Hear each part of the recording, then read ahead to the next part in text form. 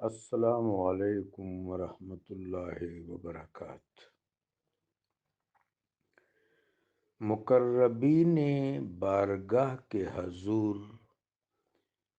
نیاز بہت ضروری ہے، سکوت ضروری ہے، تسلیم قلب ضروری ہے۔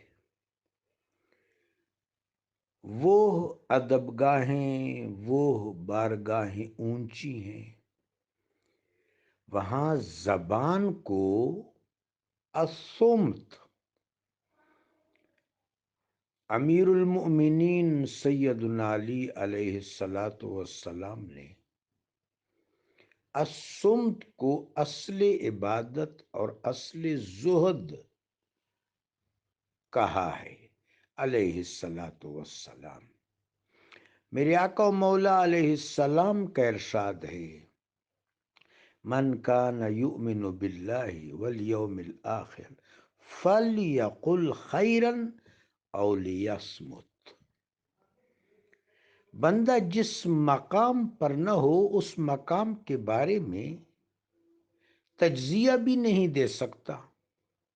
ہم عام معاملات زندگی میں، بالکل روٹین کے معاملات میں سکوت کی تعلیم ایک دوسرے کو کرتے ہیں۔ اساتذہ شاگردوں سے کہتے ہیں کہ بولو نہ، آرگیومنٹ نہ کرو۔ آفیسرز اپنے سب آرڈینیٹ سے کہتے ہیں کہ آرگیومنٹ نہ کرو، فرما برداری کرو۔ ہم کہتے رہتے ہیں کہ یہ جو صدر، وزیر اعظم، چیف آف آرمی سٹاف ہے، ان کا معاملہ نیچے ڈسکس نہیں ہو سکتا، ان کا معاملہ انہی پر چھوڑ دینا چاہیے۔ یہ جو روٹین کے معاملات ہیں وہاں تو ہم یہ آداب اختیار کرتے ہیں، اور بڑا اونچا معاملہ، بڑے ہی اونچے منصب کا معاملہ زیر بحث لاتے ہیں۔ یہ کیسا کھلا تضاد ہے۔ سیدنا موسیٰ علیہ السلام اولو العزم من الرسل، سیدنا خضر علیہ السلام رجال الغیب میں سے، صاحب علم لدنی، صاحب تکوین اور تشریع کے درمیان لازم و ملزوم تعلق ہے۔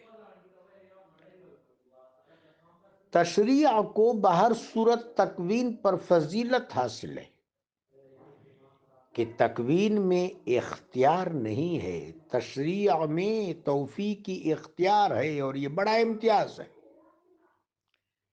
اور پھر جزو اور کل کا معاملہ ہے۔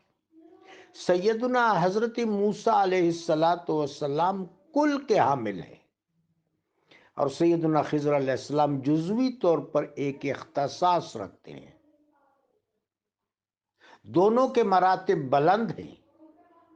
موسیٰ علیہ السلام کا مرتبہ بہت بلند ہے۔ تو جہاں پر محبوبان بارگاہ کی بات آتی ہے وہاں تسلیم کا شیوا ہونا چاہیے، نیاز کا کرینہ ہونا چاہیے، جزء اور کل دونوں سے سیکھنا چاہیے، تکوین اور تشریح دونوں کے سامنے زانوئے تلمذ طے کرنے چاہیے۔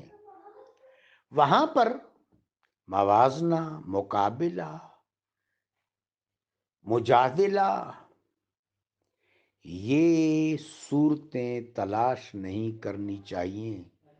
یہ صورتیں اللہ کے ہاں بے ادبی پر معمول ہوتی ہیں، اور ادب پہلا کرینہ ہے محبت کے کرینوں میں۔ جزو بھی اہم ہے، کل بھی اہم ہے، لیکن کل کو جزو پر فضیلت حاصل ہے۔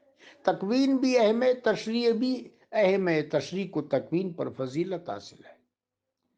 سیدنا موسیٰ علیہ السلام کی فضیلت تشریعی اور کلی طور پر، سیدنا خضر علیہ السلام کی فضیلت تکوینی اور جزوی طور پر، دونوں کے مقامات مسلمہ ہیں۔